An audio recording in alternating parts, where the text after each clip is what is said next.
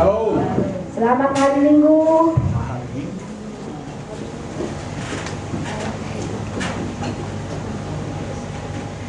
Baik Bapak Ibu yang dikasih Tuhan, hari ini cuaca di luar dingin, tapi di dalam panas ya. Keringatan juga, puji-pujian yang luar biasa yang boleh kita naikkan kepada Tuhan. Anak-anak boleh tetap di situ aja ya. Ya, Bapak Ibu, hari ini khotbahnya tentang perpuluhan.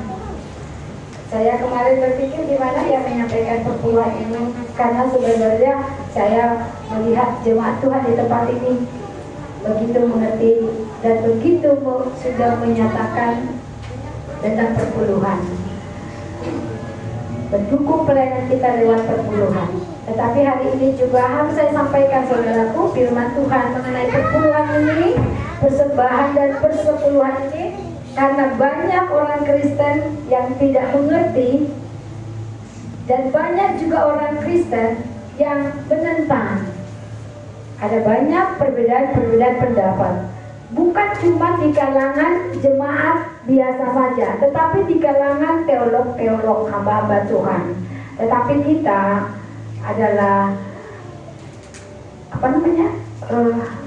kita ini kan sepakat Alkitab Perjanjian Lama dan Perjanjian Baru adalah firman Tuhan yang diilhamkan oleh Roh Kudus. Amin. Nah, karena itu saudara-saudara yang dikasih Tuhan, jadi tidak ada firman Tuhan itu yang batal. Tidak ada firman Tuhan walaupun dibilang Perjanjian Lama, hukum Taurat sudah digenapi pada diri Tuhan Yesus, tetapi pada Perjanjian Baru juga saudaraku ada juga dibahas tentang persembahan dan persepuluhan. Mengapa kita harus tahu apa artinya kita memberi persembahan dan memberikan perpuluhan? Karena banyak sekali pandangan, pengertian dan hikmat orang-orang Kristen yang memberi persembahan dan perpuluhan ini yang lari dari kebenaran firman Tuhan. Nah, hari ini kita mau belajar dari 2 Korintus. Kita baca ya, 2 Korintus 9 ayat 6 sampai 10. 2 Korintus 9 ayat 6 sampai 10. Bapak Ibu, kita bangkit berdiri, kita akan membacakan firman Tuhan ini. Baik, sama-sama kita baca ayat 6 sampai 10. Kita bersama-sama 1, 2 ya. Memberi dengan sukacita membawa berkat. Camkanlah ini, orang yang menabur sedikit akan menuai sedikit juga, dan orang yang menabur banyak akan menuai banyak juga. Hendaklah masing-masing memberi menurut kerendahan hatinya, jangan dengan sedih hati atau karena paksaan, sebab Allah mengasihi orang yang memberi dengan sukacita. Dan Allah sanggup melimpahkan segala kasih karunia-Nya kepada kamu, supaya kamu senantiasa berkecukupan di dalam segala sesuatu, dan malah berkelebihan di dalam berbagai kebajikan. Seperti ada tertulis, Ia membagi-bagikan, Ia memberikan kepada orang miskin, kebenarannya tetap untuk selamanya. Ia yang menyediakan benih bagi pendabur dan roti untuk dimakan. Ia juga yang akan menyediakan benih bagi kamu dan melipat gandakannya dan menumbuhkan buah-buah kebenaran. Kemudian kita baca lagi untuk referensi Maliaki 3 ayat 6 sampai 12. Maliaki 3 ayat 6 sampai 12. Sudah ketemu? Kita baca berganti-gantian ya. Maliaki 3 ayat 6 sampai 12. Kita baca berganti-gantian. Pembayaran persembahan persepuluhan menyenangkan hati Allah. Bahwasanya aku Tuhan tidak berubah, dan kamu Bani Yakub tidak akan lenyap. Sejak zaman nenek moyangmu, kamu telah menyimpang dari ketetapanku dan tidak memeliharanya. Kembalilah kepadaku, maka aku akan kembali kepadamu, firman Tuhan semesta alam. Tetapi kamu berkata, dengan cara bagaimanakah kami harus kembali? Bolehkah manusia menipu Allah? Namun kamu menipu aku. Tetapi kamu berkata, dengan cara bagaimanakah kami menipu engkau mengenai persembahan persepuluhan dan persembahan khusus? Kamu telah kena kutuk, tetapi kamu masih menipu aku, ya kamu seluruh bangsa. Bawalah seluruh persembahan persepuluhan itu ke dalam rumah perbendaharaan, supaya ada persediaan makanan di rumahku. Dan ujilah aku firman Tuhan semesta alam, apakah aku tidak membukakan bagimu tingkap-tingkap langit dan mencurahkan berkat kepadamu sampai kelimpahan. Aku akan menghadir bagimu lalang pelahap, supaya jangan dihabisinya hasil tanahmu, dan supaya jangan pohon anggur di padang tidak berbuah bagimu. Firman Tuhan semesta alam. Maka segala bangsa akan menyebut kamu berbahagia, sebab kamu ini akan menjadi negeri kesukaan. Firman Tuhan semesta alam. Silakan dulu Bapak Ibu yang dikasih Tuhan. Bapak Ibu yang dikasih Tuhan, ini tentang persembahan dan persepuluhan.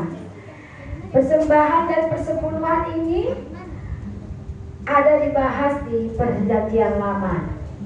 Tetapi juga tadi kita sudah baca pada Perjanjian Baru pada 2 Korintus 9 tadi, bagaimana Rasul Paulus mengingatkan jemaat yang ada di Korintus supaya mereka juga, saudaraku, memberikan persembahan. Tetapi Rasul Paulus mengajarkan jemaat di Korintus untuk memberikan persembahan dengan ikhlas, dengan tulus, ya kan, tidak ada paksaan, saudaraku. Pada ayat 7 dikatakan di sini, hendaklah masing-masing memberikan menurut kerelaan hatinya, jangan dengan sedih hati atau karena paksaan, sebab Allah mengasihi orang yang memberi dengan sukacita. Saudaraku, ingat bagaimana seorang janda yang membawa persembahannya dikatakan 2 peser, saudaraku. Kalau 2 peser itu mungkin rupiahnya kalau sekarang ini kira-kira berapa ya? Tidak punya nilai, saudaraku.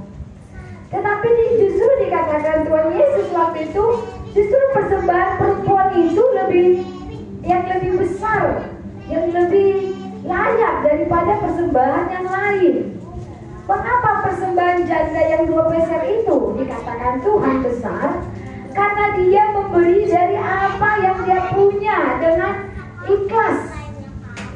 Saudaraku yang dikasih Tuhan, kita diajarkan untuk memberi baik persembahan, baik persepuluhan itu dengan ikhlas dan sukarela, kerelaan hati.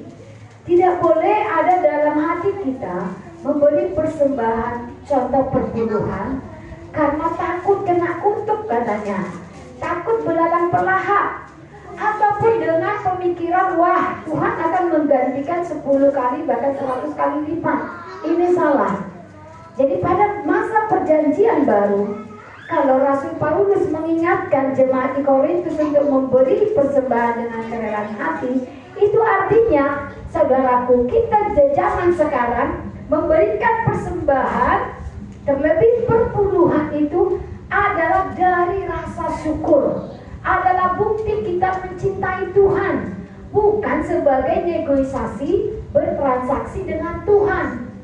Nah, ada banyak orang Kristen yang berpikir seperti ini.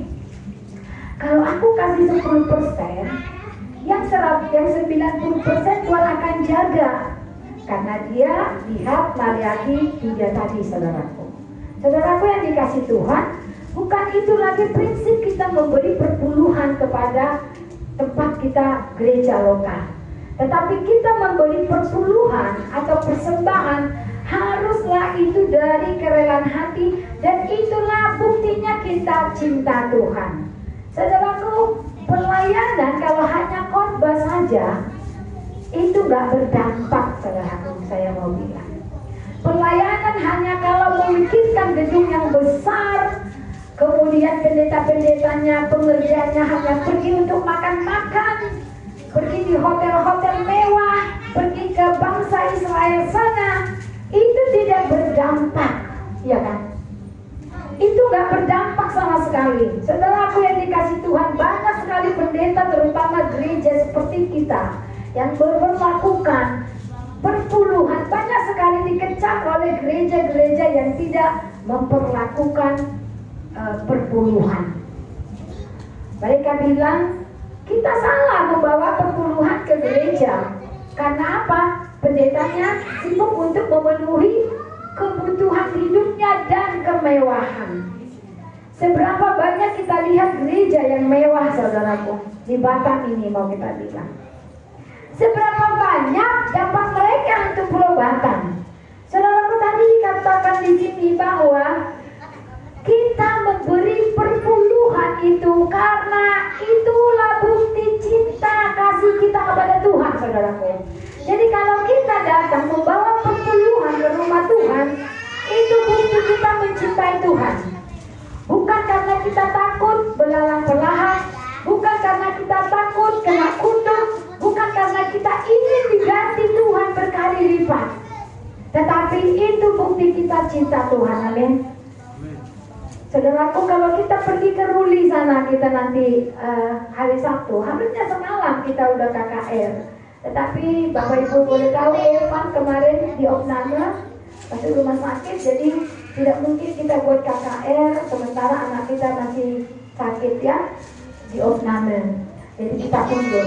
Saudaraku yang dikasih Tuhan, kalau kita nanti buat KKR di sana, kita hanya buat aja nonton, kita nggak beri makanan dan hadiah kepada anak-anak.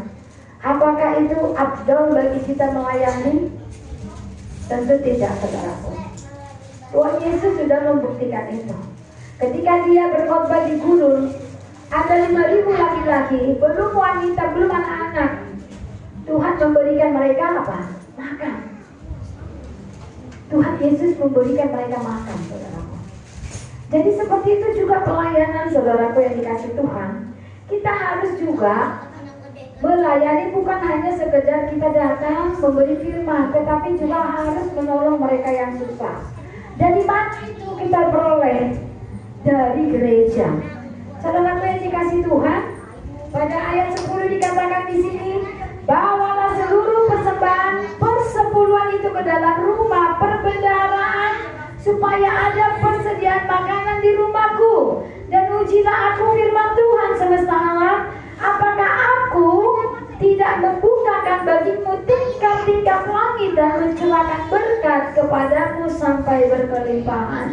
Ini janji Tuhan ya, dan amin. Ada banyak orang Kristen tidak percaya lagi dengan firman ini, saudaraku, karena mereka langsung mengutip tentang perpuluhan. Sehingga mereka katakan, wah itu bukan untuk kita, kamu bukan orang Israel, kamu bukan bangsa Israel. Itu firman untuk bangsa Israel, katanya. Kalau kamu mengambil hukum Taurat, kenapa hanya perpuluhan kamu ambil? Kenapa yang lainnya tidak kamu ambil? Sehingga ini menjadikan orang yang tadinya mau menunjukkan bukti kasihnya kepada Tuhan lewat memberi perpuluhan jadi murung. Saudaraku yang dikasih Tuhan, iblis itu gak bisa diam. Iblis itu kadang-kadang ya seperti yang dibilang domba, serigala berburu domba. Kelihatan rohani, tetapi balik lagi kepada hati kita, saudaraku. Seperti kita gereja GBI Bethel Indonesia mengakui bahwa Alkitab terdiri dari perjanjian lama dan perjanjian baru adalah firman Allah yang dihafal oleh Roh Kudus. Maka di kitab Maliaki ini adalah firman Allah, saudaraku. Ini perintah Tuhan kepada Musa, saudaraku. Jadi Musa meminta bangsa Israel membawa persembahan dan perpuluhan ke rumah Tuhan, supaya ada perbendaharaan di rumah Tuhan. Ini firman Tuhan yang turun kepada Musa. Apa saja perbendaharaan di rumah Tuhan, saudaraku? Boleh sekolah minggu dibawa ke depan saja. Jadi perbendaharaan itu bukan hanya di dalam seperti kita ya, hanya untuk membayar sewa gereja ataupun mungkin air listrik, tetapi perbendaharaan ini adalah juga bagaimana kita punya dampak dengan masyarakat. Kalau kita punya perbendaharaan, saudaraku, maka tadi saya katakan, kalau kita pergi menginjil, berdoa untuk orang susah, maka akan bisa kita bawa mereka mungkin beras, mungkin membeli obat mereka. Saudaraku yang dikasih Tuhan, itulah fungsinya perbendaharaan. Nah, Ketika itu Musa meminta bangsa Israel melakukan itu, saudaraku, supaya orang-orang miskin, janda-janda itu bisa hidup, bisa makan. Kemudian suku Lewi yang tidak punya tanah, mereka pun hidup dari perpuluhan ini. Nah, bagaimana kita di gereja ini, saudaraku? Saya bukan suku Lewi ya. Saya tetap bekerja. Karena saya punya prinsip. Kalau saya pergi menginjil gak bawa minimal roti sepotong, gak abdol, saudaraku. Sehingga saya harus bekerja. Saya harus berusaha. Ketika kemarin saya mendengarkan khotbah bilang kayak gini, pendeta berbisnis, katanya. Kalau sudah pendeta jangan berbisnis, katanya. Lalu saya tanya, berbisnis bagaimana? Saya juga menggembalakan, tetapi saya berbisnis. Tetapi dengan bisnis saya bisa bantu banyak orang. Saya tidak membanggakan dengan apa yang bisa saya lakukan saat ini, saudaraku. Tapi saya cukup bangga dengan Tuhan yang memberkati saya. Kenapa? Mungkin orang kaya sekalipun atau pendeta besar sekalipun di Batam ini tidak bisa melakukan seperti yang kita bisa lakukan saat ini, saudaraku. Ya, BBM naik, kita tetap bawa anak-anak dengan free, saudaraku. Orang mungkin sayang di mobil, sayang di harta, tetapi kita relakan satu mobil bawa mereka. Tidak ada bayar ya. Ada orang tua murid di sini juga. Sekolah di sana juga nggak bayar, saudaraku. Ada 30 anak yang bayar cuma 9, itu pun cuma 50.000. Saya bangun itu 100 juta, saudaraku. Saya nggak minta uang dari gereja. Karena saya merasa Tuhan, kalau kamu masih berikan aku kesehatan, aku mau jadi berkat. Saudaraku yang dikasih Tuhan. Apalagi 10%. Itu makanya saudaraku, banyak orang gereja seperti kita yang diintimidasi oleh orang. Karena mengatakan, oh gereja karismatik memakai ayat Maliaki. Itu gak laku lagi, itu gak berlaku lagi. Dan itu tuh hanya bangsa Israel. Saudaraku salah. Itu berlaku sampai Tuhan datang. Itu maka dikatakan nanti di akhir ini, jangan sampai Tuhan datang baru kamu ngumpul, katanya. Saudaraku yang dikasih Tuhan, kalau sampai nanti Tuhan sudah datang kita baru bertaubat mau menunjukkan cinta kita ke Tuhan, itu udah salah. Tetapi ingat lagi saudaraku, bahwa kita memberi persembahan terlebih perpuluhan itu tidak dipaksakan, tetapi kerelaan hati. Dulu saya punya pengalaman. Saya sudah menganggur, tidak kerja. Gaji bapak waktu itu cuma 600. Lalu seorang hamba Tuhan datang kepada saya. Dia bilang, kalau Pak Gebi, saya nggak pergi ke Jakarta ikut PRTJ seperti itu di gereja mereka untuk rapat, menentukan mereka masih dipakai atau tidak sebagai pendeta, karena mereka digaji dari sinode. Kalau saya nggak pergi Bapak Gebi, saya nggak punya nggak tahu lagi. Jadi uang saya waktu itu cuma 500.000, 300.000 di situ perpuluhan sekali, saudaraku. Gaji bapak 600, tapi saya waktu itu jualan air. Wah, puji Tuhan airnya diberkati, sehingga ada perpuluhan waktu itu 300. Antara saya begini ya, saya kasih ibu ini, aku nanti nggak bawa perpuluhan ke gereja. Tapi kalau aku nggak kasih, dia nggak tahu bagaimana statusnya di gereja itu. Akhirnya saya kasih semua 500.000 itu, saudaraku. Lebih dari perpuluhan saya kasih ke gembala ini karena untuk beli tiketnya ke Jakarta waktu itu 500. Apa yang Tuhan lakukan, saudaraku? Kami bisa melewati bulan itu tanpa kekurangan. Kebutuhan kami makan dipenuhi Tuhan. Saudaraku yang dikasih Tuhan, itu makanya pada kitab Maliaki dikatakan, dan ujilah aku, firman Tuhan semesta alam, apakah aku tidak membuka bagimu tingkap-tingkap langit dan mencurahkan berkat kepadamu sampai berkelimpahan. Firman itu hidup, saudaraku. Jadi kalau orang bilang itu hanya untuk bangsa Israel, itu gak berlaku lagi. Bukan, saudaraku. Firman Tuhan itu hidup, karena firman Tuhan ini adalah perkataan Tuhan Itu maka kalau ditanya, kalau ada orang bilang, aku gak bisa dengar suara Tuhan. Saudaraku yang dikasih Tuhan, menyedihkan sekali. Lalu ditanya gini, bagaimana caranya mendengar suara Tuhan? Halo saudaraku, bagaimana caranya kita mendengar suara Tuhan? Gampang ya. Kita mau mendengar suara Tuhan, bacaan kita. Baca perjanjian lama, perjanjian baru. Itulah suara Tuhan. Itu makanya pagi hari ini, inilah suara Tuhan bagi kita jemaat faith. Walaupun secara pribadi saya gembala di tempat ini, saya tahu sekali jemaat di sini benar-benar jemaat yang taat memberi perpuluhan dan punya hati yang begitu mengasihi pelayanan. Sehingga saya bangga dengan kita saudaraku. Karena Roh Kudus benar-benar telah membuat kita berakar saudaraku.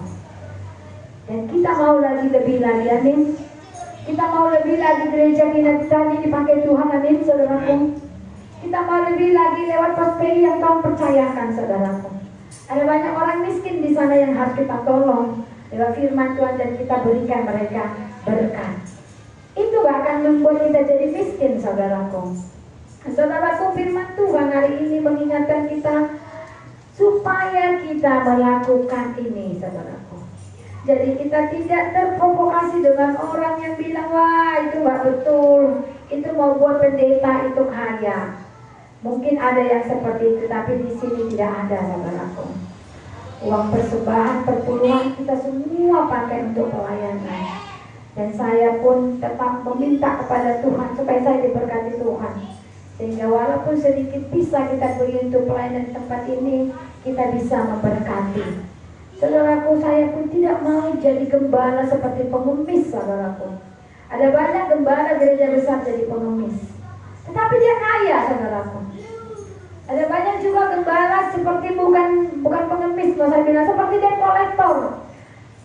Saya punya pengalaman gak enak sekali di satu gereja, saudaraku, di mana teman saya pelayanan di situ. Setiap akhir awal bulan, ibu gembala datang menagih perpuluhan. Saudaraku, sampai seperti itu. Ini gembala jadi pengemis atau jadi debt collector, saudaraku. Gembala yang gak punya iman menurut saya. Saudaraku yang dikasih Tuhan, akhirnya jemaat memberi bukan dengan sukarela. Maka persembahan yang seperti itu mendukakan Tuhan. Tuhan gak berkenan saudaraku. Walaupun gembala itu mendapatkan perpuluhan dari jemaat itu, tetapi itu merupakan satu kekejian bagi Tuhan. Itu makanya saudaraku, ketika bangsa Israel datang membawa persembahan perpuluhan, bahkan saudaraku, bagaimana digambarkan bangsa Israel untuk penebusan dosa, mereka harus membawa ternak domba. Kalau dia ekonominya bagus, dia bawa sapi. Kalau yang sedang bawa kambing atau domba. Kalau orang miskin bawa tekukur. Itu pun punya kriteria saudaraku. Tuhan gak mau diberikan binatang yang kakinya cacat atau binatang yang cacat. Maka kalau perpuluhan diberi dengan pendeta datang memilagi saudaraku, itu seperti korban yang cacat saudaraku. Tuhan gak berkenan. Ketika kita juga memberi sesuatu untuk kita dibanggakan, untuk harum nama, itu juga persembahan yang cacat. Itu makanya saudaraku yang dikasih Tuhan, kita datang walaupun berapa rupiah di dalam amplop, kita bawa beramplop ke depan ini saudaraku. Karena ketika kita membawa persembahan ke Tuhan, itu seperti kita menghadap raja saudaraku. Dengan sikap hati, dengan sikap tubuh yang baik saudaraku. Saudaraku yang dikasih Tuhan, kita melihat persembahan dan persepuluhan sering dianggap sebagai topik yang sensitif, ya kan? Karena berhubungan dengan uang, saudaraku. Kadang-kadang di dalam gereja sensitif berbicara uang. Ketika disampaikan khotbah seperti ini, maka akan banyak komentar, wah, kenapa sih dikorbankan uang di gereja? Kenapa bukan tentang pertobatan dan dosa? Saudaraku yang dikasih Tuhan, di dalam gereja juga perlu disampaikan tentang uang, saudaraku. Karena kalau kita cinta uang, dikatakan cinta uang akar dari segala dosa. Ketika cinta uang, maka seseorang gak mau membagi. Cinta uang, dia gak peduli dengan orang yang miskin di situ, gak tergerak hatinya. Cinta uang, maka dia bilang, wah Ya, Maliaki 3 itu untuk bangsa Israel, bukan untuk saya. Itu karena cinta uang. Jadi berbicara tentang uang juga di gereja itu tidak dosa ya. Topik ini juga merupakan salah satu hal yang seringkali menjadi perdebatan bahkan di antara umat Tuhan. Apakah di zaman ini persembahan dan persepuluhan masih relevan, saudaraku? Bukankah ini hanya harus dilakukan pada masa perjanjian lama? Menurut Bapak Ibu masih relevan, saudaraku? Terutama di gereja kita, amin. Masih relevan, saudaraku. Kalau Bapak Ibu nggak bawa perpuluhan, dari mana kita bayar gedung ini, bayar listrik kita, beli alat musik yang mulai kita cicil, mulai dari keyboard. Kita akan menggantikan lagi sound kita, sedepan lagi kita gantikan ini. Bagaimana kita berkumpul punya ruko, saudaraku? Dari mana dananya? Pasti dari perpuluhan. Di gereja kita, saya sudah berkomitmen sama Tuhan sejak dari awal bahwa uang gereja harus kembali kepada umat Tuhan, artinya pelayanan. Saudaraku, kita harus berdampak. Berdampak bukan hanya punya gedung yang besar dengan AC yang bagus, tetapi berdampak ketika kita bisa masuk ke orang-orang miskin yang terikat dengan dosa. Kita berkati mereka dengan firman, kita bawa mereka kepada Tuhan, dan kita beri dia makan, saudaraku. Mungkin uang seperti kita kemarin bakso, uang hampir 10 juta kita pakai ya. Beli sembakonya hampir 7 juta ya. Saya mungkin kalau secara orang mungkin 7 juta bilang beli aja drum, beli aja mic yang bagus, ya enggak? Atau kita ganti seragam semua kursi, ya. Ada pemikiran seperti itu orang. Tetapi saya bersyukur dengan jemaat Tuhan. Ya, dari ketua bilang kita bakso, dan kita bakso, saudaraku. Apakah Bapak Ibu menerima berkat melimpah dari Tuhan sepanjang tahun, saudaraku? Amin. Kesehatan itu, saudaraku, berkat melimpah. Disembuhkan Tuhan itu berkat melimpah. Anak-anak baik itu juga berkat melimpah, saudaraku. Hari ini saya sedih, saudaraku, ponakan kami, ponakan dari abang saya juga, ya. Ponakan dari anak abang saya, saudaraku, ada di penjara karena narkoba. Semalam dapat kabar juga ponakan dari abang saya yang satu juga terlibat narkoba. Tapi karena uang mamanya ada, langsung ditebus. Saudaraku yang dikasih Tuhan, kita tetap dikawal Tuhan, kita tetap dibentengi Tuhan, saudara. Itu adalah berkat melimpah, saudaraku. Itu lebih dari 90% yang Tuhan beri percaya untuk kita kelola. Karena itulah, maka Maliaki katakan tadi, firman Tuhan berkata, ujilah aku akan memberi berkat berkelimpahan. Berkat kelimpahan itu bukan, saudaraku, bukan uang. Banyak orang Kristen berkat, kalau gimana kehidupannya, wow, diberkati katanya. Ketika dia kaya, lalu ketika bangkrut atau nggak kerja, pengangguran dibilang gak diberkati, saudaraku. Salah ya.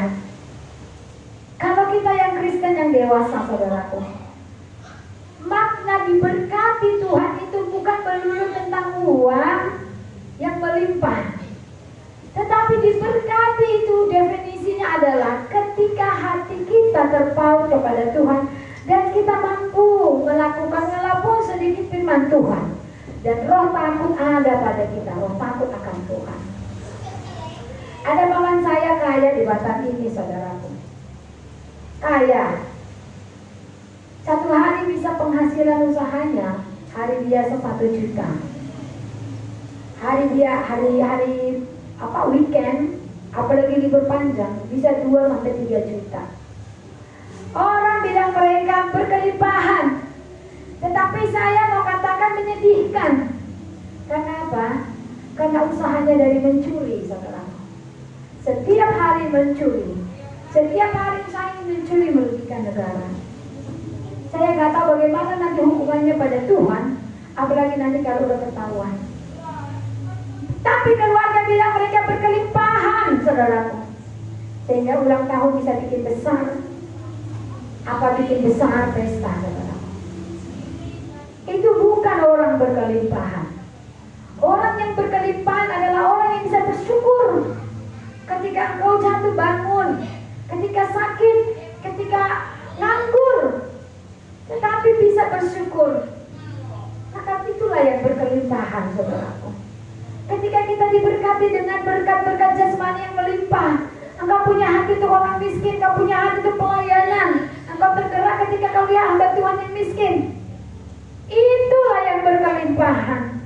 Maka saya tidak bangga melihat gereja yang besar, tetapi tidak tergerak untuk orang miskin. Banyak gereja besar di Batam ini saya tahu punya sekolah besar, tetapi tidak ada beasiswa untuk orang miskin. Bahkan untuk anak hamba Tuhannya sendiri pun tidak ada beasiswa. Itu anak hamba Tuhannya, pendetanya datang ke saya. Masa datang ke saya minta beasiswa ke saya, Bapak Ibu? Saya bilang, kalau anakku sekolah di tempat saya gratis semua. Buku-buku bajunya Pak, kata Bapak hamba Tuhan. Tapi dia bilang, enggak Bu, anak saya mau di sekolah yang di sana, di sekolah yang paling mahal di Batam ini, sekolah Kristen. Saya tanya, Bapak hamba Tuhan di situ? Ya, di cabang, di pulau. Dapat beasiswa berapa? Nggak ada. Tapi saya ingin anak saya sekolah situ. Saudaraku, saya nggak bangga lihat gereja itu. Saya nggak bangga melihat pendetanya yang khotbah yang terkenal, YouTube-nya luar biasa followernya. Saya nggak bangga. Saya pikir Tuhan pun nggak bangga dengan gembala yang tidak punya kasih, saudaraku. Saudaraku yang dikasih Tuhan, itulah yang berkelimpahan. Ketika kau dari kekurangan bisa menolong orang miskin. Itu makanya kita Maliaki juga dikatakan tadi, ujilah aku. Apakah aku gak memelihara kamu? Apakah aku tidak memberkati kamu? Sampai berkelimpahan, saudara. Maliaki masih hidup, firman Tuhan ini masih hidup, saudaraku. Jadi kalau ada orang Kristen bilang firman Tuhan ini masa lalu, firman Tuhan itu orang bangsa Israel, kamu bukan bangsa Israel, bukan, saudaraku. Firman Tuhan ini berlaku. Kalau gitu stop kita jadi orang Kristen, ya kan? Stop kita percaya perjanjian lama kalau kita membeda-bedakan perjanjian lama dan perjanjian baru. Jadi firman Tuhan ini masih relevan, ya. Masih relevan, saudaraku, terlebih di tengah gereja kita yang saat ini. Dan DNA gereja kita, warna gereja kita, saudaraku. Warna gereja kita itu yang saya rindu, saudaraku, kita miliki semua jemaat Tuhan. Punya kasih, punya kasih menolong orang miskin, punya kasih melihat orang yang terikat dalam dosa. Ya. Kemudian dikatakan di sini Tuhan Yesus mengecam mereka yang membayar persepuluhan tetapi terjebak dalam motivasi ritual legalistik, lalu mengabaikan yang esensial, yaitu keadilan, belas kasihan dan kesetiaan. Nah, saudara yang dikasih Tuhan, orang memberi perpuluhan karena takut. Orang memberi perpuluhan karena mungkin gembalanya bilang, wah kita akan membangun gereja di sana, kita akan membuat AC-nya, kita akan ganti karpet, kita akan buat sistem yang bla bla bla. Sehingga jemaat itu memberi perpuluhan. Bahkan ketika tengah pandemi kemarin banyak gereja besar sampai datang ke rumah-rumah jemaat untuk menagih perpuluhan.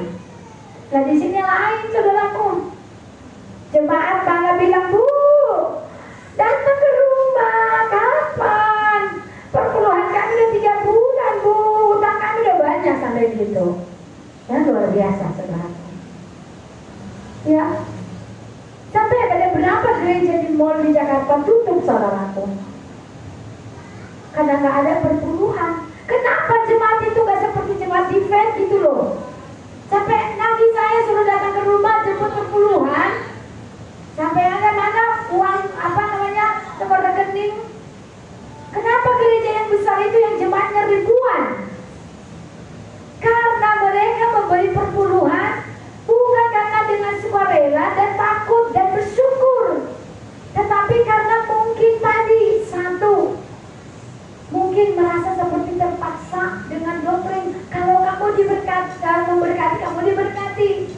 Kalau kamu nggak memberi, yang 90 bisa dimakan belalang pelahap.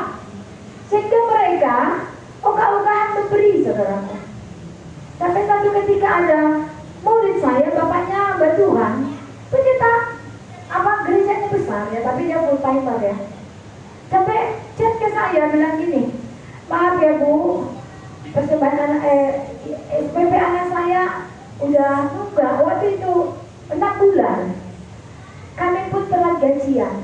Saudaraku, saya pikir gini, wow, gereja segitu gede masa telat gajian sampai nggak bisa bayar perpuluhan, bayar SPP anak di tempat saya cuma 150.000. Gereja besar, saudaraku. Apa dia nggak kasihan lihat gembalanya ini? Apa dia pikirkan anaknya sekolah? Kenapa nggak bisa memberikan dari uang yang lain, saudaraku? Menyedihkan, bukan? Kalau gaji full timernya aja sampai nunggak, bagaimana dia pada masa susah kemarin memberkati orang miskin? Saya pikir begitu. Dan saudaraku yang dikasih Tuhan, ada punya motivasi seperti itu. Aku mau perpuluhan supaya aku diberkati.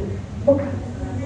Kita bawa perpuluhan persembahan seperti kata Rasul Paulus tadi, hendaklah memberi dengan rela hati tanpa paksaan, saudaraku ya.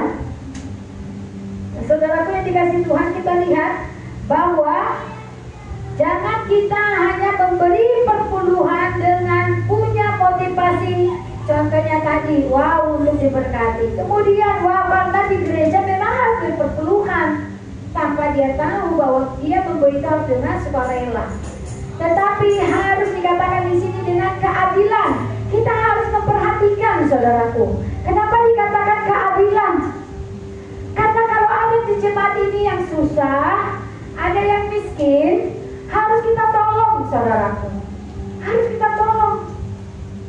Jangan kita biarkan jemaat di tempat ini susah sendiri. Itu namanya memperhatikan keadilan, punya belas kasihan. Ketika kita lihat di luar sana, sekarang mata kita tertuju di balai kolam, saudaraku. Banyak mereka yang miskin yang kita harus tolong.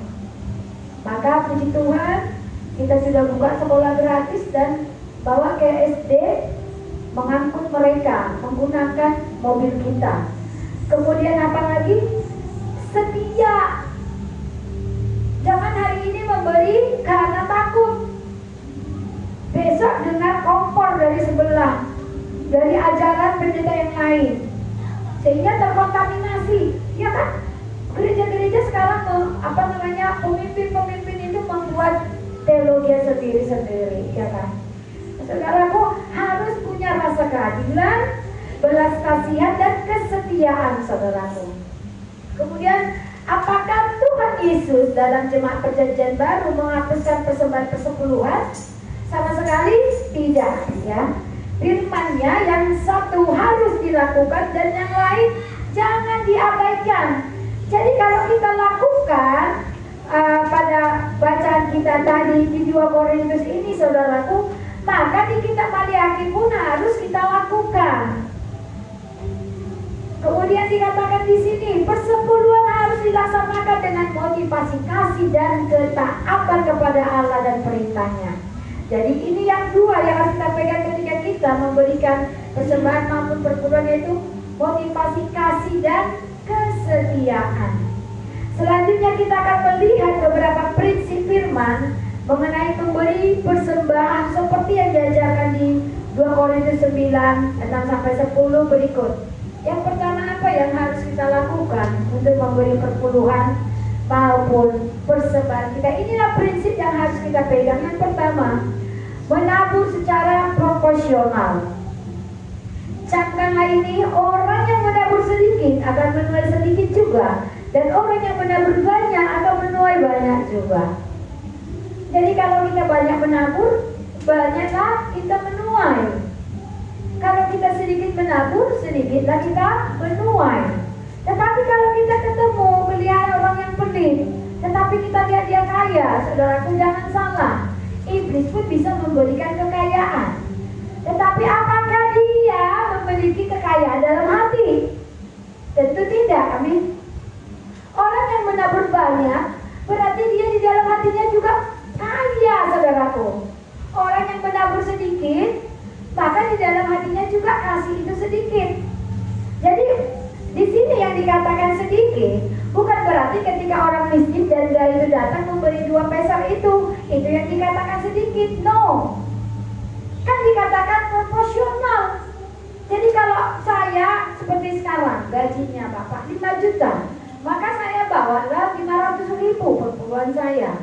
Saya punya uang yang lain dari mana-mana, maka saya bawalah ke pos PI.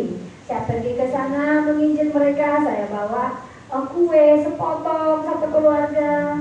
Besok saya pergi lagi ke tempat yang satu.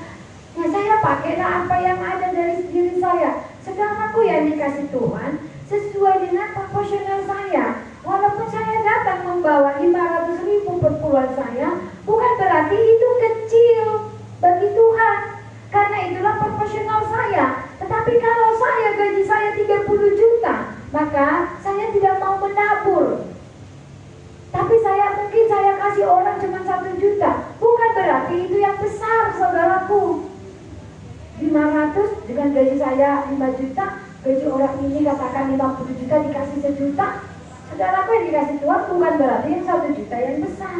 Tetapi ketika memberi dengan kerelaan hati, seperti janda tadi memberikan 2 peser, gak ada hitungannya saudaraku.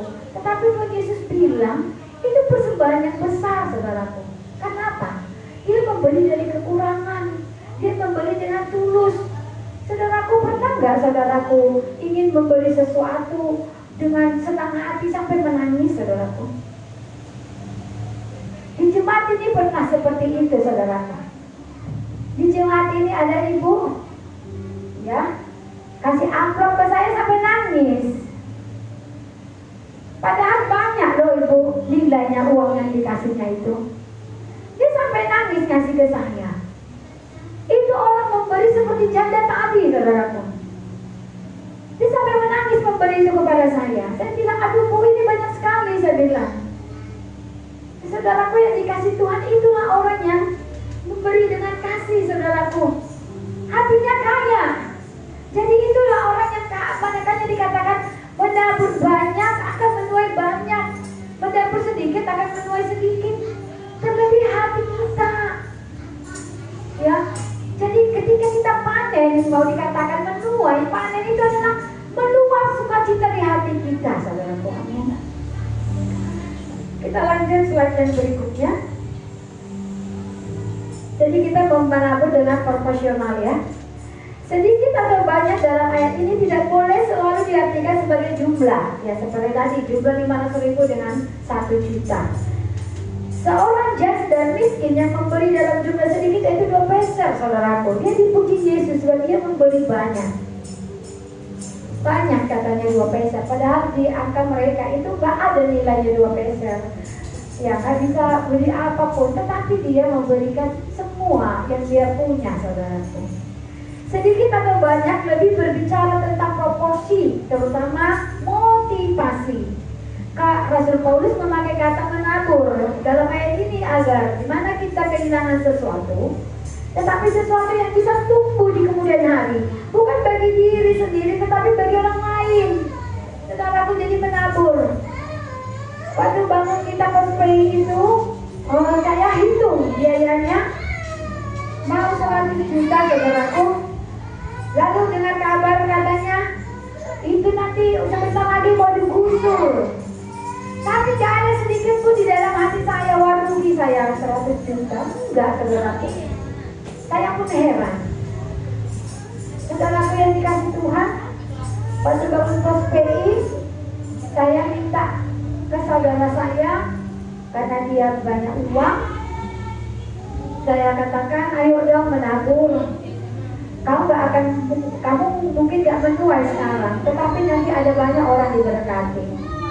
Tapi gak mau saudara, gak mau dia. Dan saudara yang dikasih Tuhan menabur itu mati, ya kan, mati, gak kelihatan. Tetapi itu prinsipnya, waktu kita menabur kebaikan, mungkin umur kita gak panjang dan kita akan menuai, tetapi anak cucu kita akan menuainya. Saudaraku yang dikasih Tuhan, prinsip firman Tuhan kita harus mati supaya ada benih yang tumbuh, saudaraku. Yang kedua, menabur dengan sukacita. Hendaklah masing-masing memberikan menurut kerelaan hatinya, jangan dengan sedih hati atau karena paksaan. Ya, kita tidak bisa memberi dengan paksaan, saudaraku. Hari ini kita belajar ini, saya tahu sekali jemaat Tuhan sudah dewasa tentang perpuluhan dan memberi. Tetapi kita perlu belajar ini supaya kita bisa mengajarkan orang lain.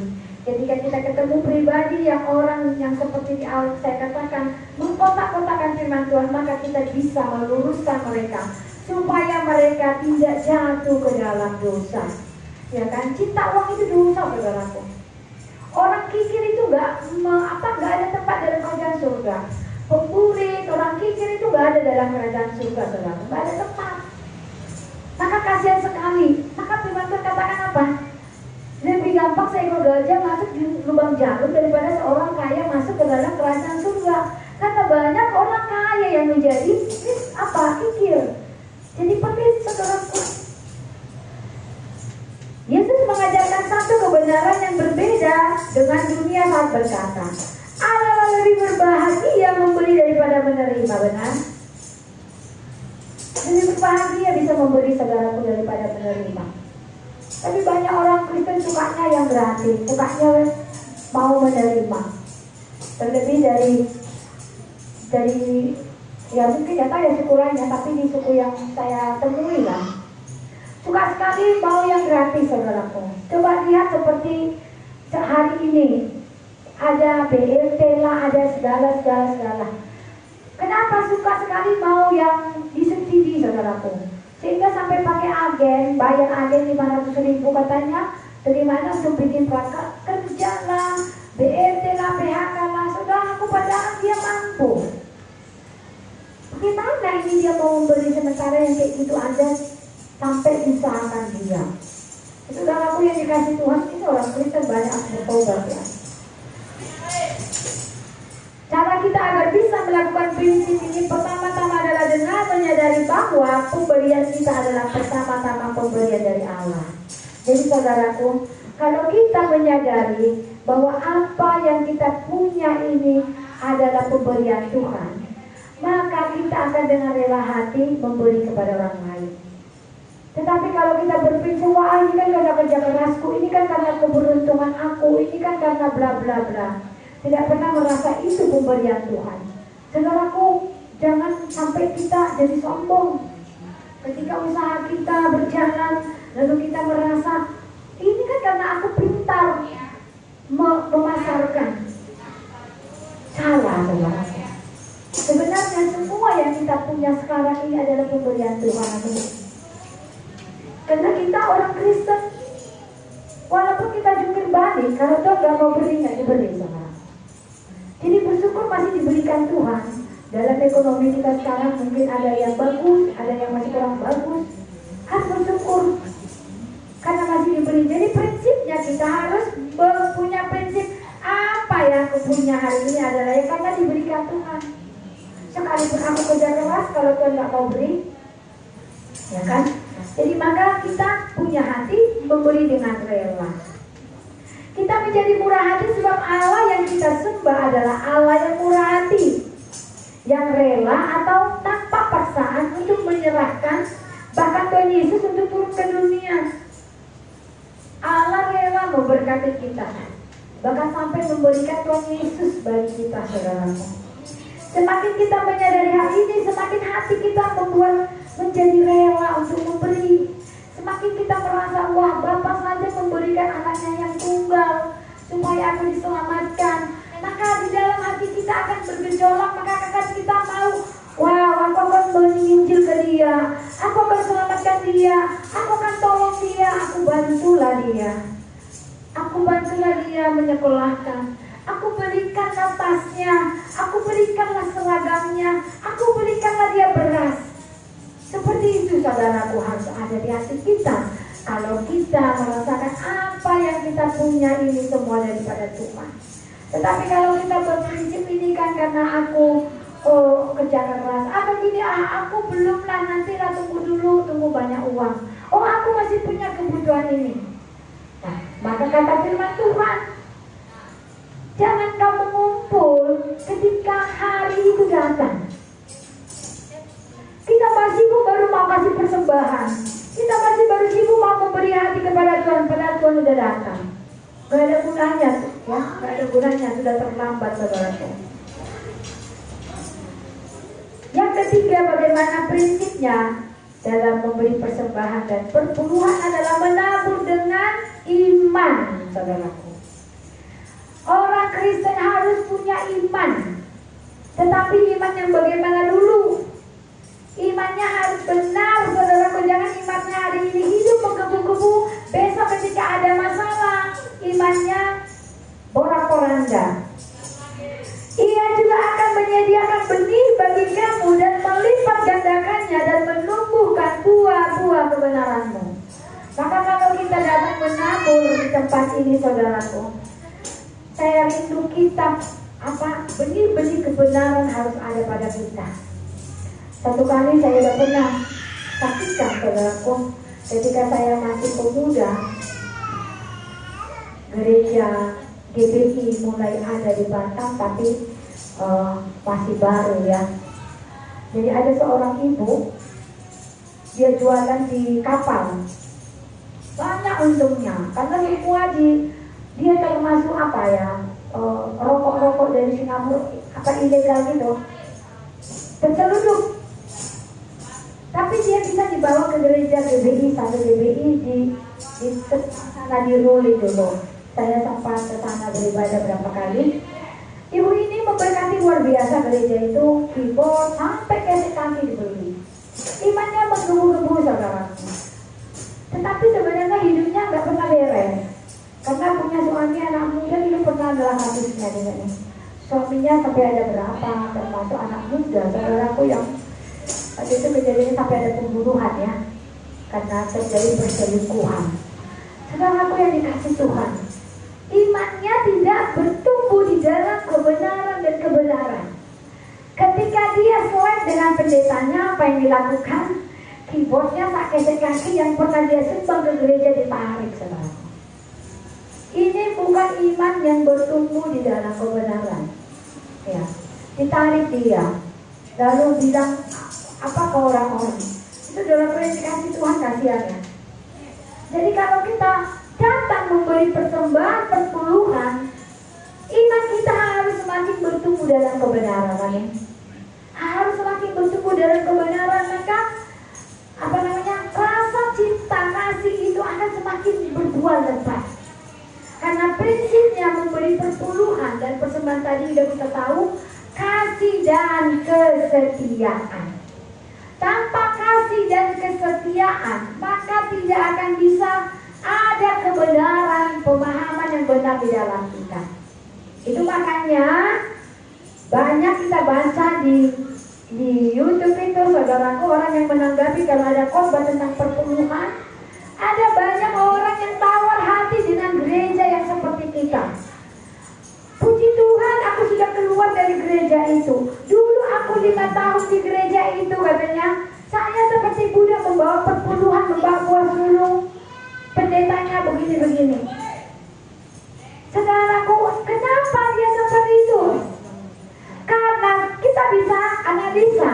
Karena dia memberi persembahan dan perpuluhan bukan karena kasih dan kesetiaan. Sehingga tidak ada hikmat Tuhan, tidak ada kebenaran firman Tuhan yang dia punya. Saudaraku, dia gak sadar sebenarnya iblis membawa dia jauh daripada Tuhan, saudaraku. Memang gereja yang lain kita gak tahu, tetapi kita bicara tentang gereja kita di tempat ini, saudaraku. Bapak Ibu, lihat gereja kita, persembahan semua kita pakai untuk pengalianan. Tidak untuk hamba Tuhan untuk hidup mewah, saudara. Suatu saat nanti jika gereja kita ini Tuhan izinkan kita banyak uang perpuluhan persembahannya. Ketika saya melenceng, saudaraku, ingatkan saya. Saya gak mau masuk neraka, padahal saya sudah jadi gembala. Ya, amin, saudaraku. Gak mau kita melayani tapi akhirnya masuk neraka. Maka banyak sekali yang jatuh, saudaraku, jatuh ke dalam dosa. Karena pertama dari cinta uang. Terakhir ini saya dengar, saudaraku, petinggi sebuah gereja yang di luar negeri, gereja paling besar, saudaraku, jatuh ke dalam dosa dengan menjadi homo. Kenapa bisa seperti itu? Di mana dikenal dia yang homo? Pasti di tempat-tempat yang mana ya? Mau saya bilang. Kenapa saudaraku? Karena saya pikir dia sudah menyibukkan diri dengan hal-hal dunia apa? Sehingga dia bisa bertemu dengan yang homo dan memelihara homo, saudaraku. Pendeta besar, saudaraku, menyedihkan. Jadi akhir ini benar-benar iblis itu luar biasa meruntuhkan gereja. Yang pertama lewat uang, lewat wanita. Yang ini bukan wanita, saudaraku, laki-laki dengan laki-laki jeruk makan jeruk, saudara. Kenapa? Kalau saya berpikir karena gembala ini, pendeta ini tidak menyibukkan diri datang ke orang-orang miskin lah menginjil, tetapi menyibukkan diri mungkin dengan medsos, berkenalan, atau pergi ke tempat-tempat yang mungkin hotel mewah atau gimana, sehingga dia bisa bertemu yang seperti itu, saudara. Saudaraku yang dikasih Tuhan, iblis itu gak pernah diam ya. Iblis bisa membuat tadinya orang udah setia beri perpuluhan, bertumbuh, tetapi jadi tawar hati, saudara.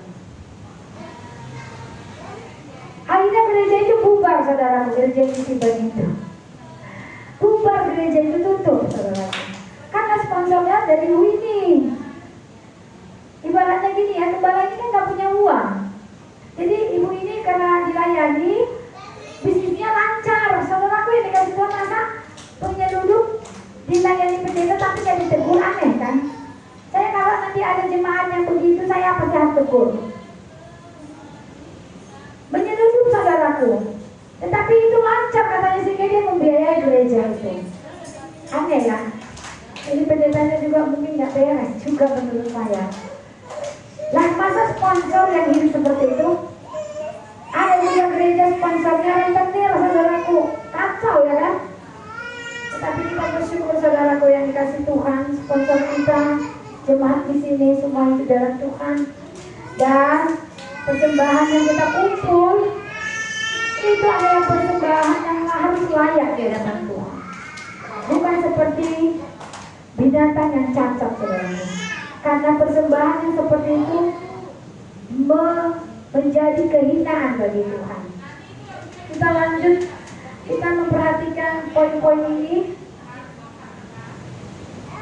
Ketika seseorang menaati perintah Tuhan dengan cara memberi atau menabur, sebenarnya dia sedang mempraktekkan imannya kepada Tuhan. Nah, kita mempraktekkan iman kita, saudaraku. Di Maliaki itu dia tadi, dan di 2 Korintus 9 tadi. Kita praktekkan iman kita. Yang kedua, dia memberi prinsip life, yaitu labor, tenaga. Saudara, aku berikan tenaga kita kepada Tuhan. Melayani di tempat ini gak ada yang bayar ya kan? Gak ada kita yang dibayar. Kemuliaan dengan pengaruh, influence. Bagaimana kita mempengaruhi orang, saudaraku. Atau persembahan yang kita bawa ini bisa mempengaruhi keluarga kita menjadi orang-orang yang punya kebenaran di dalam hal memberi, saudaraku. Yang ketiga, finance, uang, saudaraku. Bahwa jangan kita menjadi orang yang cinta uang, ya kan? Jangan hati kita melekat kepada uang. Dan yang terakhir adalah expertise, keahlian. Apa yang dimaksud dengan memberikan perpuluhan dengan kaitannya keahlian, saudaraku? Dengan perpuluhan ini kita bisa menolong orang atau mendidik pelayan-pelayan. Dengan perpuluhan ini kita bisa mengkaderkan anak-anak remaja untuk bisa melayani ke depan. Jadi perpuluhan itu bukan milik gembala sebenarnya. Perpuluhan itu prinsipnya Bapak Ibu yang dikasih Tuhan, 1% itu untuk gembala. Itu sebenarnya prinsipnya. Bukan 10% semua itu milik gembala. Hanya 1%, saudaraku. Yang lainnya kemana? Terutama Tuhan ingatkan untuk janda-janda, untuk orang miskin, untuk orang kaum papa yang sakit, gak punya uang. Itulah prinsipnya. kemudian untuk kepenuhan di gereja kita, saudara. Jadi bukan sebenarnya Tuhan mengajarkan kita memberi perpuluhan, sebenarnya bukan nomor satu untuk sound system kita, saudara, potong musik kita sebenarnya. Nomor satu sebenarnya itu adalah langsung orang miskin. Karena prinsipnya tadi kasih dan setia. Saudaraku, kita harus mempraktikkan iman ini. Kita mengasihi dulu orang miskin di sana. Kita menguji iman kita. Apakah Tuhan gak memberkati dengan ala-ala musik nanti ke depan? Amin. Kita akan memberkati orang-orang miskin untuk bulan berapa nanti? Bulan 12, saudaraku. Kita mau menguji iman kita kepada Tuhan. Kita memperkatakan kepada Tuhan, Tuhan, bulan Desember kami akan lakukan menabur benih ke orang-orang miskin dan yang terikat dosa. Kami mau melihat Tuhan akan memberkati kami dengan gereja ini, dengan sound system, dengan apa yang menjadi kebutuhan gereja. Kami mau melihat Tuhan memberkati setiap rumah tangga. Kita mau praktek iman, saudaraku. Yang terakhir, saudaraku, dia tidak menggantungkan imannya kepada pemberian Tuhan, tetapi kepada pribadi Tuhan sendiri, dan meyakini bagaimana Tuhan sang menyediakan roti bagi hidupnya. Jadi saudaraku yang dikasih Tuhan, kalau dikatakan di sini dia tidak menggantungkan imannya kepada pemberian Tuhan, tetapi kepada pribadi Tuhan sendiri. Jadi iman kita tidak bergantung kepada Tuhan sudah kasih kita usaha sekarang. Jangan iman kita kepada usaha itu, saudaraku. Tuhan sudah beri kita pekerjaan sekarang, mungkin pegawai negeri, mungkin marketing, mungkin seperti saya guru. Maka kita jangan meletakkan iman kita kepada usaha kita. Karena kalau kita meletakkan iman kita pada usaha kita, ketika bangkrut kita akan kecewa, kita akan gedumel, kita akan putus asa. Maka coba lihat, saudaraku, orang yang bangkrut yang gak kenal Tuhan bisa dia sampai bunuh diri, ya kan? Waktu perusahaan tempat saya bekerja dibakar sama teman saya. Habis dia bakar, dia bunuh diri, saudaraku. Kenapa?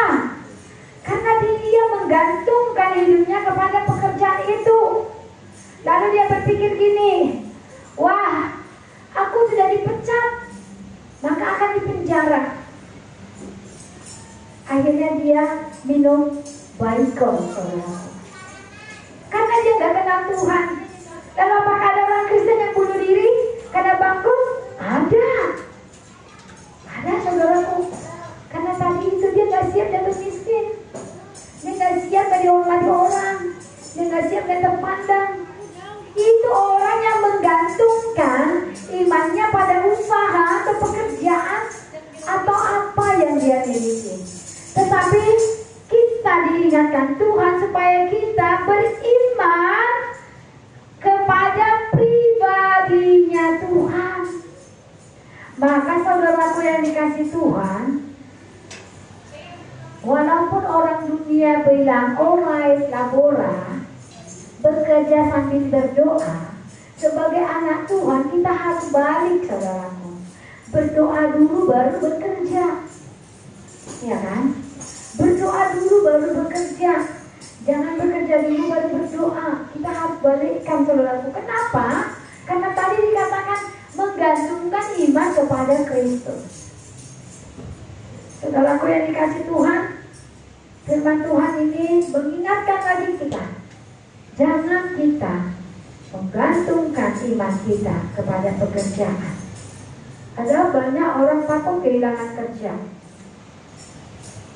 ya kan, gak siap. Karena takut juga saking takutnya nanti pelanggan pergi, akhirnya gak mau ke gereja. Banyak ya orang seperti itu. Sayanglah nanti dapat berapa duit. Saudara, aku beri waktu dulu kepada Tuhan. Dikatakan tadi di sini, orang yang menggantungkan harapan atau imannya kepada pribadi sendiri dan meyakini bagaimana Tuhan sanggup menyediakan benih dan roti bagi hidupnya. Benih ini berbicara tentang kehidupan, saudaraku. Kalau kita menggantungkan iman kita kepada Kristus, maka yang sakit berdoa kepada Kristus, Tuhan pasti akan beri kehidupan, Tuhan akan pasti beri kesehatan. Kalau yang miskin, yang menganggur, menggantungkan hidupnya kepada Tuhan, punya iman kepada Tuhan, maka dikatakan Tuhan akan menyediakan roti. Artinya nggak akan mati kelaparan, walaupun sedang menganggur, saudara. Tuhan bisa pakai siapapun untuk memberikan kita roti. Saudara yang dikasih Tuhan, karena Tuhan hari ini ada 3 poin yang harus kita miliki kita memberikan persembahan dan perpuluhan. Yang pertama tadi, menabur secara proporsional. Yang kedua, menabur dengan sukacita. Dan yang ketiga, menabur dengan iman. Biarlah kita jemaat faith mengalami secara pribadi, pengalaman pribadi, saudaraku. Saya melihat kita semua adalah orang yang setia dengan perpuluhan, dan firman Tuhan hari ini memberi kita pelajaran supaya kita bisa memiliki pengaruh kepada orang lain yang bukan punya prinsip atau tawar hati untuk memberi perpuluhan ke gereja. Kadang-kadang orang bilang ini, perpuluhan tidak harus dibawa ke gereja, tetapi ke tempat orang-orang miskin, ke tempat orang-orang di sana. Ya, itu prinsip ya. Tetapi seperti firman Tuhan hari ini katakan, bawalah persembahan perpuluhan ke rumah Tuhan supaya ada perbendaharaan. Perbendaharaan di sini bagaimana gereja kita ini boleh menjadi berkat orang lain. Kami tutup firman Tuhan. Mari pemusik boleh maju.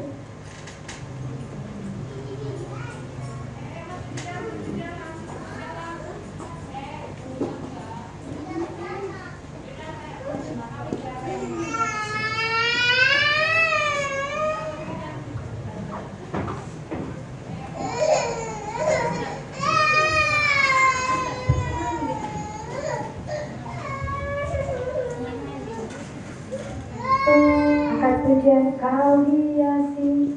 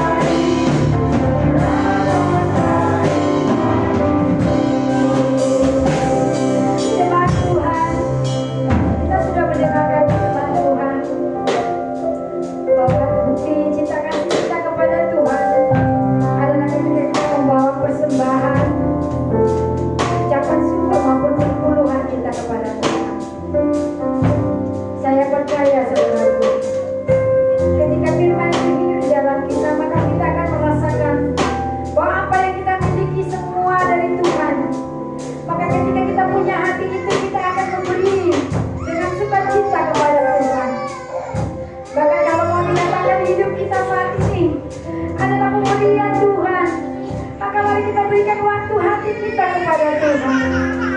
Kita bersyukur Tuhan baik, mau berkati kita sampai hari ini. Mainkan pujian ini lagi saudaraku, dari lubuk hati kita yang terdalam. Kalau kita ada hanya karena kebaikan Tuhan.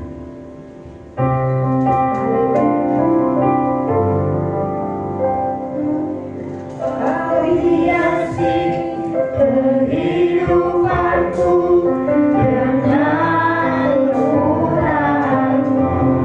Kau rancangkan masa depanku penuh dengan harapan. Dalam biaramu Kau ada arti semuanya terkasih. Aku hidup hari ini semua berkat kemurahan-Mu. Terima kasih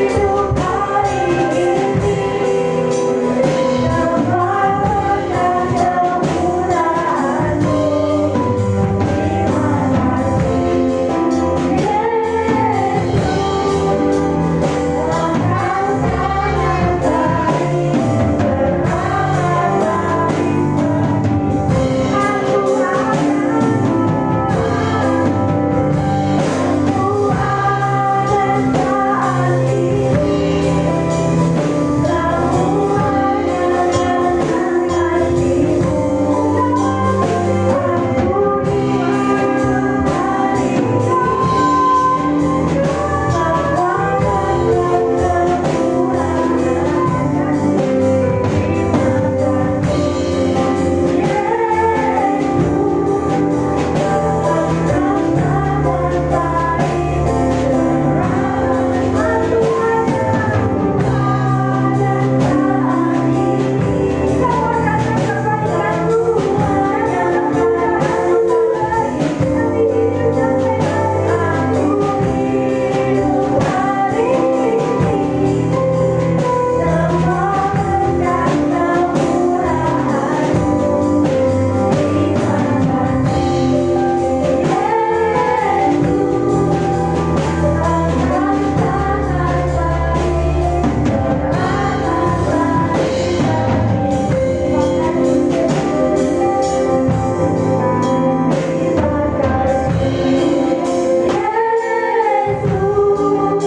Engkau